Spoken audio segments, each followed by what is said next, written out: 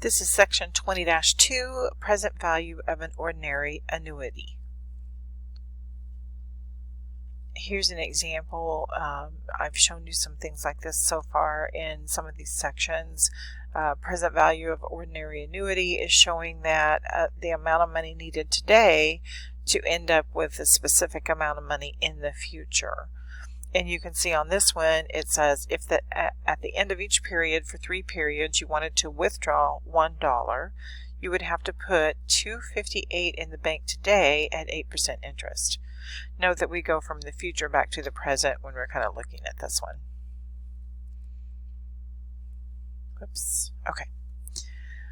So on this one, it says complete the following for the present value of an ordinary annuity, meaning we leave it at the end of the period and we don't have begin mode. So make sure that your calculator does not say BGN on the screen. If it does, you need to push second begin, second set, and it goes back to end mode. All right, so on this one, it says amount of annuities expected. Now, that may seem a little weird, but that is actually the payment amount. How much do we want to be able to take from this annuity, and that would be what that is. The payment is paid payable quarterly for 5 years. Interest rate is 8%. Okay, so 5 years quarterly would be 5 times 4, so 20 periods. We're going to take our interest rate and divide it by 4, so it will be 2% per period. Our payment was $14,000. No future value. Okay, so we're basically just looking at how much money do we need to put in to be able to take out this $14,000 every period. So we're going to compute present value. Now, when you see some of these numbers, you're going to think, boy, I wish I had that kind of money to put in an account. That would be nice. So this one is $228,920.07. So if that amount of money was in there, you would be able to withdraw this $14,000. That would be every quarter, so every 3 months it could be withdrawn. Here's our next example. Ed Long promised to pay his son $500 semi-annually for 10 years. Assume Ed can invest his money at 5% in an ordinary annuity. How much must Ed invest today to pay his son $500 semi-annually for 10 years? Okay, so once again, we are looking for the present value. It's 10 years semi-annual, so we're going to take 10 times 2. That will be 20 periods. Our interest rate is 5%. We divide that by 2, so 2.5% per period. We have a payment of $500, and the future value is 0. So we compute present value. Now, once again, pause and work your way through this and see if you can come up with the number that you need there.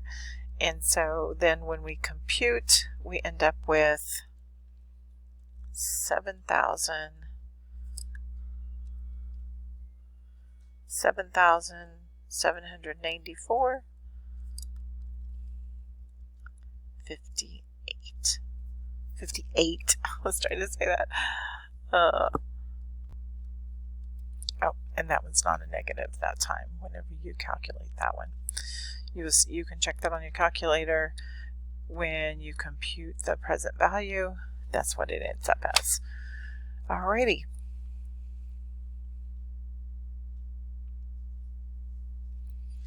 Okay, next question. Janet Wu decided to retire to Florida in 7 years.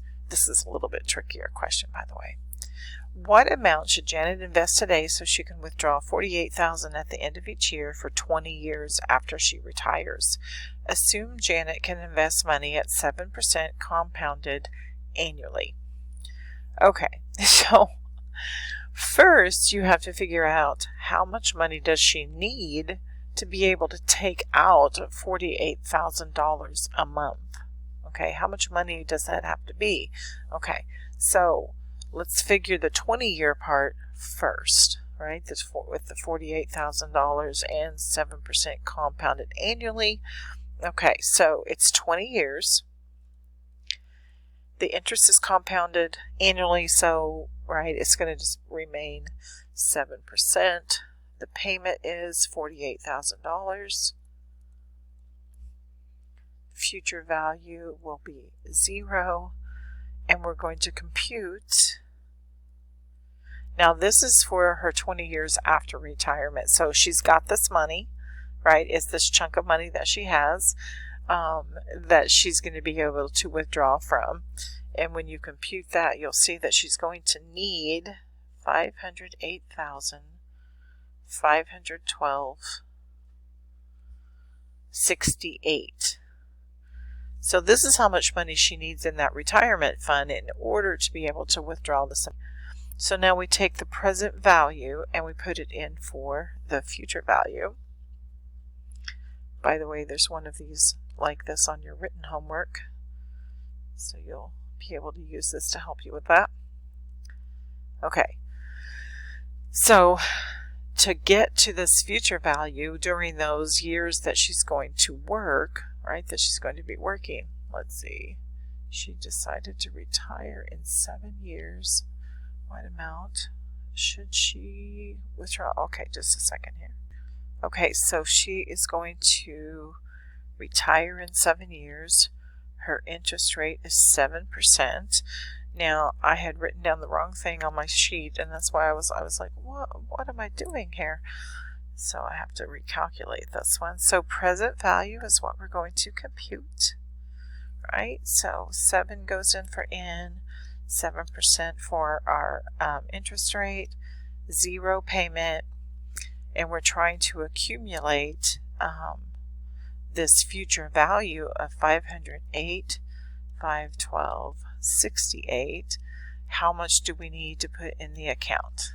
Okay, and so it turns out that we would need this much money to put into this account. 676.14.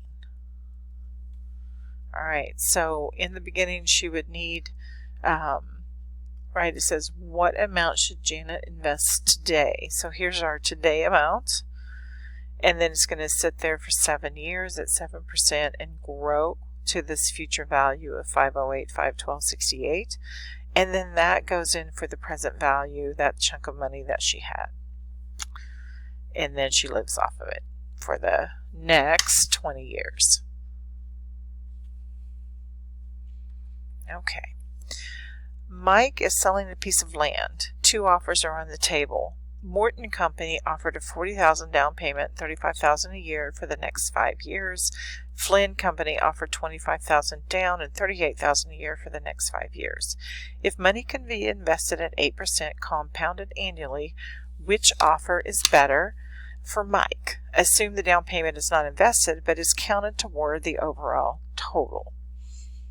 Okay, so let's work this out. We're going to just label these. We'll do Morton Company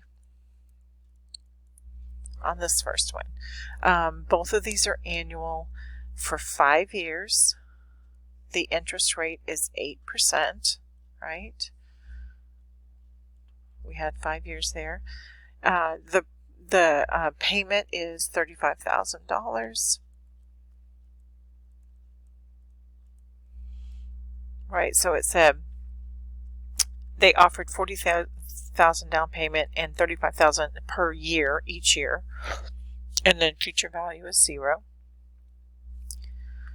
So then we're going to compute the present value, and the present value then would be $139,744.85. Sometimes these are kind of hard to think about. So basically what you're trying to figure out is, what is that amount worth today if they're going to be able to give us this payment once a year, right? This is how much would have to be handed over today if we were just going to take it in a lump sum. And then, of course, plus the $40,000. So this one is worth $179,744.85. Now let's go through the next one. So we still have a lot of the same information for the Flynn Company. 5 years, 8% interest. This payment is $38,000 per year with no future value. We're going to compute present value and then add the down payment.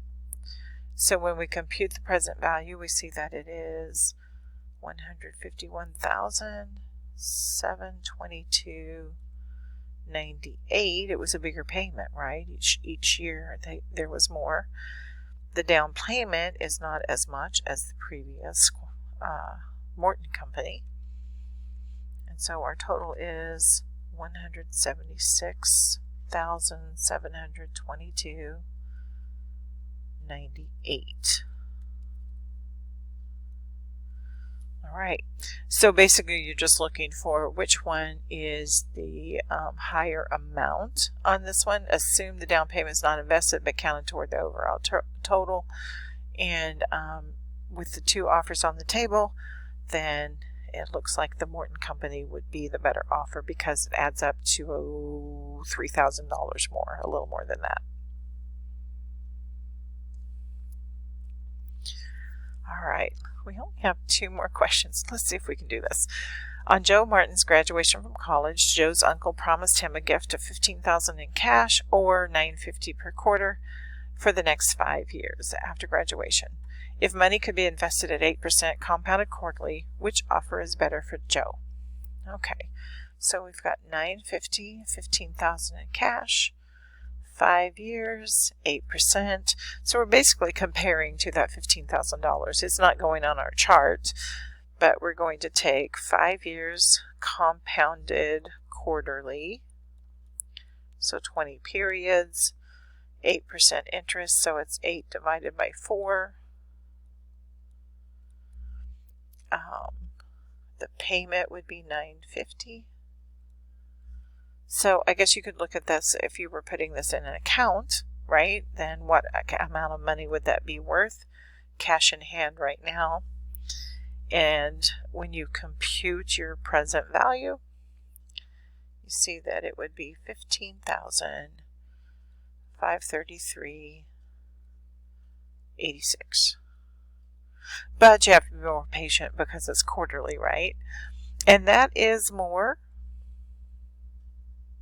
than the chunk sum, the lump sum of $15,000.